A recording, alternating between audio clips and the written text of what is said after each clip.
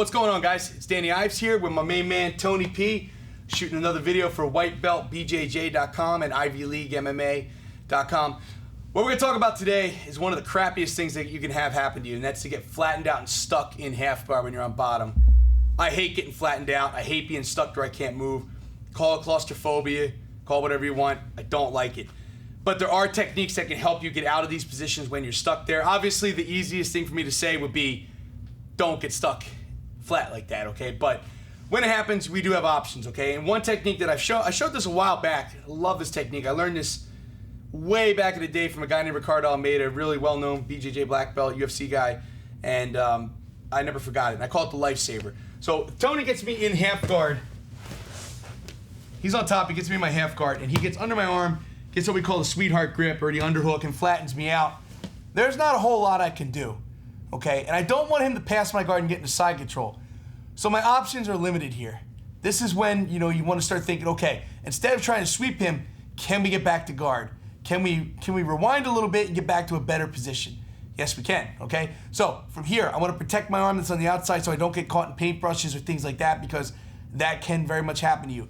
I like to come over top if I can. If I can feed and grab his belt, I'll grab his belt. If it's not there, it's not there, but I like to go here. My legs, very important, okay? I don't want to lose control of Tony's leg. I want to make sure, for the most part, that I've got his right leg triangle and locked up so he can't just up and pass my guard. A lot of guys get in here and they forget this and they just drop their feet down, and then the guy steps over the top and we just created a whole big problem for ourselves. We want to be here and control that leg, okay? From here, normally my elbow would always be on the inside, okay? But for this technique, my elbow has to come out a little bit because I've got to grab right in the side of Tony's gi pants here. So the elbow has to come outside that rib area, that knee area here. From here, my outside foot, open up your half guard, but don't lose control of the leg. My right leg is still clamping. It's just I opened up my half guard here and I brought my foot underneath that thigh, okay? Just like so. And I'll show in there, I got the other side so you guys can see here. But I get inside the thigh.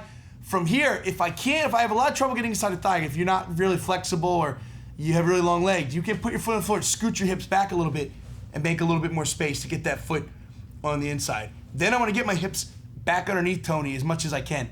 I want to be directly under his center line. From here, right foot goes to the mat, and as I put that right foot on the mat, I'm going to elevate with my right arm and my left foot at the same time, okay? So I put my foot down and I lift him up here. That creates the space to bring my bottom leg out, and I go right back to guard. You're probably looking at this, you're like, that's the stupidest thing I've ever seen. I'm no small person. It works, man, okay? I've used this move so many times, and a lot of people forget this move. It's been around for forever, but it's such a good technique when you get stuck flattened down from half guard. That's why I call it the lifesaver, because it has saved my life many times over, okay? Can we get you to come around and check out this one foot position? So, my good friend. Get the belt, and again, if the belt fell off, I can grab the lat muscle. It's not the end of the world. I like to grab the belt here. Remember, at no point am I losing control of that leg. I get the outside grip in the knee. My outside leg comes up and inside the thigh. And again, if you're an older guy or you don't have great flexibility, you can grab your foot to help it along. I don't. I usually just kind of go here, or you can scoot your hips out to make that space. But remember, in order for me to lift him up, I have to get my hips under Tony's center line. If I try to lift here, he's too far away. I need to get my hips under his body. Hold the knee, keep the hook on the inside. I keep that grip in the belt. I lift at the same time my left foot and my right foot. Remember, left foot, right hand. Your right foot has to come out, okay? If you leave that in there, it's gonna entangle everything. Right foot comes out, goes to the floor, and I lift everything up together, all right? I'm not gonna try to sweep him or take him over. Yes, it can happen, but I don't recommend it. I wanna bring that bottom leg out, boom, and go right back to guard. It's a very good technique, especially for those of you who are more on that beginner level. They get stuck there a lot. They don't have a lot of options. That gives you a very, very good option to work with. Highly recommend it. Thanks a bunch, Tony. Check out his website, whitebeltbjj.com. And get your butts over here. When you're in Annapolis, Maryland, come train with us at Ivy League MMA. The best place in town.